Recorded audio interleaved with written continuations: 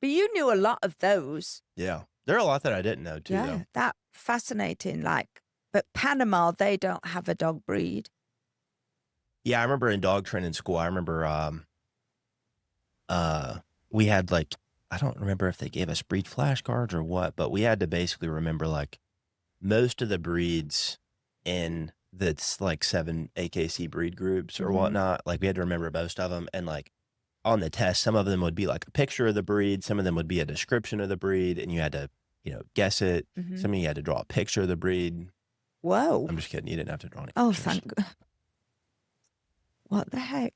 But it's amazing, though, how many of these breeds, like, are in the States, they're in England, so you never think really where they come from, do you? We just love them. Yeah, that was fun. That was a cool. That's interesting, though, isn't it? Yeah. Love it. Well, good luck to all the teams still in the cup. Still in the that was running. fun. That was cool. All right, what's next? Let me tell you my world news. Guinness World Record for the shortest dog in the world. Okay. Okay, so not heaviest, we're going shortest. It's a little chihuahua. Her name is Pearl. And when she was born, she weighed less than 1 ounce. I know. She's now 2 years old. And 2 ounces. And she is 3.59 inches tall and 5 inches long.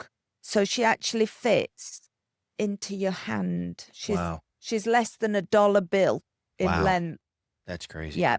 And she's related to the previous record holder, who is Millie, and Millie is the auntie to Pearl. And she's just tiny. You just know that whoever owns that dog, that's like their whole personality. Yeah. That they have the shortest dog. Yeah, and it's just, you take it everywhere. Yeah.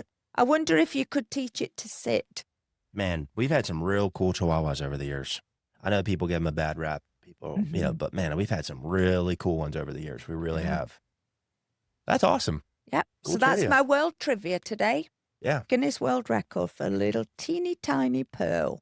Well, we hope y'all enjoyed the break from just strictly educational and a little bit more topical themed or whatnot. We wanted to do a July 4th episode about fireworks and this and that, but it just didn't work out. So No.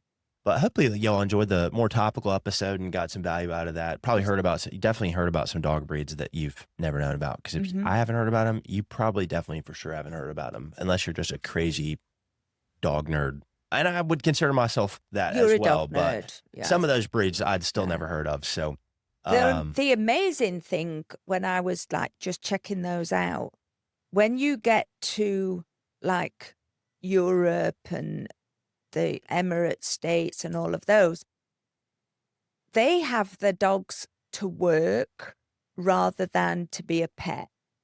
So a lot of these like mountain breeds are left up on the hilltops to protect their cattle and things. Yeah. Yeah. I remember in dog training school though, like I remember some of us asking like, why do we have to memorize all these dog breeds or whatnot? And I can't tell you how helpful it's been to be able to like just talk about dog breeds and then just know different like temperaments and personalities and stuff. I mean, I can't tell you how helpful that's come into my career. And then I remember the owner of the school, Jason, going, it's going to be really helpful if like you see a dog breed and then you can walk up to that person and be like, oh, is this that? And like how impressed people will be by the fact that you know what that is. Because the Nova Scotia like duck tolling retriever, I actually, like I said, I was having a conversation about that breed with somebody yesterday.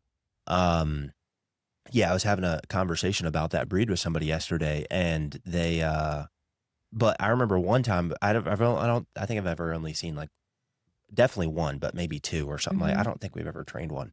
And then, but yeah, I walked up to her and I was like, hey, is this, that breed? And she was just like, oh my God, I can't believe you know that. Everybody thinks this is an Australian Shepherd. And I'm like, I'm a dog trainer. I know breeds. Distinct little differences. Yeah. Well, anyways, for my trivia question, it was, why do dogs sleep tightly curled up in a ball with their nose tucked away to their hind legs and their tails wrapped over their face? It serves two evolutionary purposes. The first is conserving body heat. What is the second vital reason that wild canids sleep in this exact position? A, to mask their scent from passing predators. B, to protect vulnerable internal organs from ambush. C, to keep their ears close to the ground to detect vibrations.